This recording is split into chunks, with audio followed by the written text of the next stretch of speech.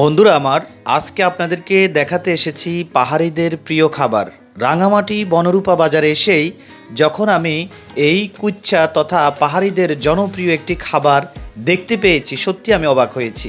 তবে এই খাবার আমাদের বাঙালিদের মধ্যে অনেকে খেয়ে থাকেন, কিন্তু এই যে ব্যাঙ দেখতে পাচ্ছেন সেটা কিন্তু খায় না। কিন্তু ওই যে কুচ্চা দেখালাম, অনেক বাঙালি ভাইদের প্রিয় খাবার, বিভিন্ন রোগ, বিভিন্ন ওষুধের অনুমান এবং বিভিন্ন শারীরিক সমস্যার জন্য এই কুচ্চাটা তারা খেয়ে থাকেন। পাহাড়ি কুচ্চা বলা হয় এটাকে। এই যে দেখেন, এটা কিন্তু অনেক সুস্বাদু, আমি নিজেও অনেকবার খেয়েছি এটা। এই যে খুব ভালো একটা খাবার, মশলা দিয়ে যদি রান্না হয় এটাকে পাহাড়ি কুচ্চা বলা হয়। আর এগুলো হচ্ছে আপনার পাহাড়ি যে ব্যাঙ, এই যে এগুলো কেজি কত? 350 টাকা কেজি। এই যে দেখতে পাচ্ছেন, খুবই সুস্বাদু। তবে আমি খাই নাই কখনো, ওইটা খাইছি।